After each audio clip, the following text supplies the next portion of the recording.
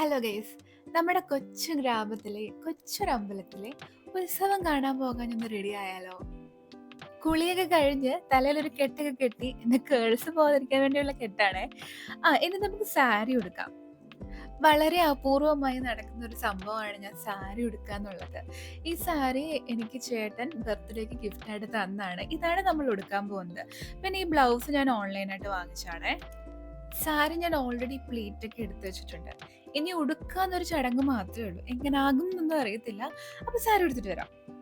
ഞാൻ വിചാരിച്ചതുപോലെ കുളമായില്ല. കുളമാകുമെന്നോർത്ത് ഞാൻ ബാക്കപ്പ് ആയിട്ട് ചുരിദാറൊക്കെ എടുത്ത് വെച്ചിട്ടുണ്ടായിരുന്നു. പിന്നെ നമ്മൾ മുടിയൊക്കെ അഴിച്ചിട്ടു, ചെറുതായിട്ട് മുടി കെട്ടി. ഇതാ ഈ കമ്മലാണ് ഇടുന്നത്. പിന്നെ രണ്ട് കയ്യിലും കുറെ വളയൊക്കെ ഇട്ടു.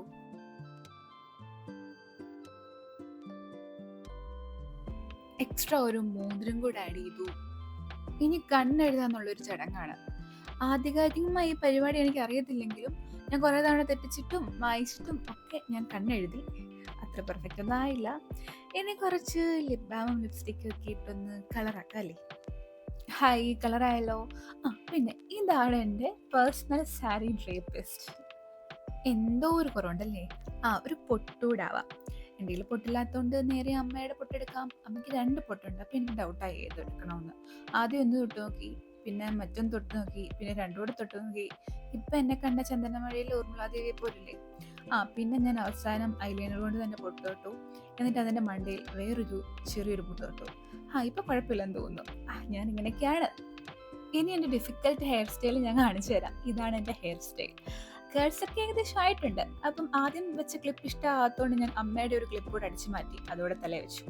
ഒരു മൂക്കുത്തി വെച്ച് നോക്കി, രണ്ട് മൂക്കിലും മാറി മാറി വെച്ച് നോക്കി. പക്ഷെ എനിക്ക് ഇങ്ങോട്ടൊരു തൃപ്തിയായില്ല. അതുകൊണ്ട് ഞാൻ വേണ്ടെന്ന് വെച്ചു. അങ്ങനെ നമ്മൾ റെഡി ആയി ഗൈസ്. ഇതാണ് എൻ്റെ ഫൈനൽ ലുക്ക്. കുറച്ച് കളർ കൂടി പോയോ? ഇല്ല, ആവശ്യത്തിനുള്ളതേ ഉള്ളൂ. ഇനി നമുക്ക് അമ്മയും അമ്മൂമ്മയും ഒക്കെ റെഡി ആക്കിയിട്ട് ഉത്സവം കാണാൻ പോവല്ലേ? അപ്പൊ ഗെറ്റ് റെഡി വിത്ത് മീ കഴിഞ്ഞു. ഇനി നേരെ ഉത്സവ പറമ്പിലേക്ക്, അല്ല അപ്പച്ചിയുടെ വീട്ടിലോട്ട്. നാട്ടിലുള്ള കുടുംബക്കാരെല്ലാവരുടെ അപ്പച്ചിയുടെ വീട്ടിലാണ് പോകുന്നത്. കാരണം അപ്പച്ചിയുടെ വീടാണ് അമ്പലത്തിന് ഏറ്റവും അടുത്തായിട്ടുള്ളത്. അപ്പോൾ ഘോഷയാത്ര ഇങ്ങനെ വരുമ്പോൾ നമുക്ക് വീട്ടിൽ നിന്ന് ഇങ്ങനെ ഘോഷയാത്ര കണ്ട്, പിന്നെ ഘോഷയാത്രയുടെ കൂടെ പോയി ആറാട്ടുകടവിൽ പോയി അവിടുത്തേതൊക്കെ കണ്ട് തിരിച്ചൊക്കെ വരും. അങ്ങനെ നമ്മൾ കാത്തിരുന്ന ഘോഷയാത്ര നമ്മുടെ അടുത്തോട്ട് എത്തിയിരിക്കുകയാണ്. ഇനിയുള്ള വീഡിയോയിൽ നല്ല കൊട്ടിൻ്റെ ശബ്ദമായിരിക്കുവേ.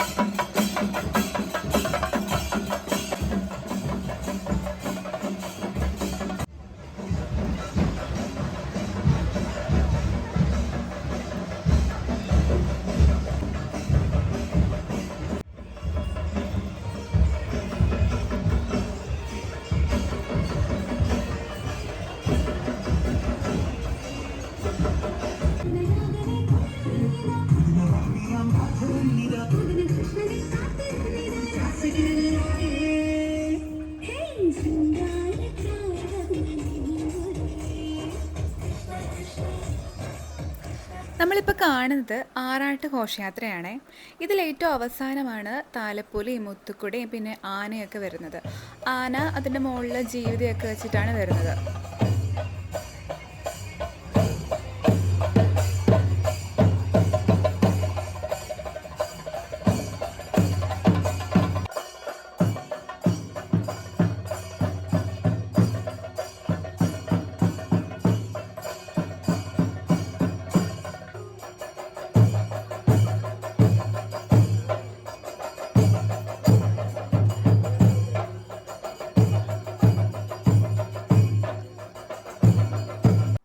ഇത്തവണ സാധാരണ ഉള്ളതിലും കൂടുതൽ ആൾക്കാർ ഉത്സവത്തിന് വന്നതായിട്ട് എനിക്ക് തോന്നി.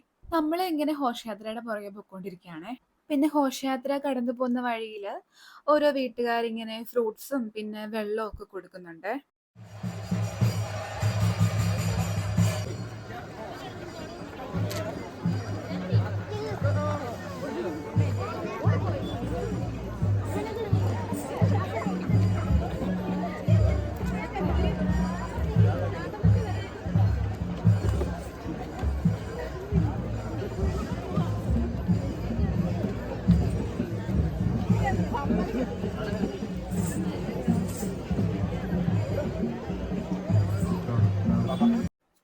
ഘോഷയാത്ര കുറച്ച് മുമ്പ് ആറാട്ടുകടവിലോട്ട് പോയി.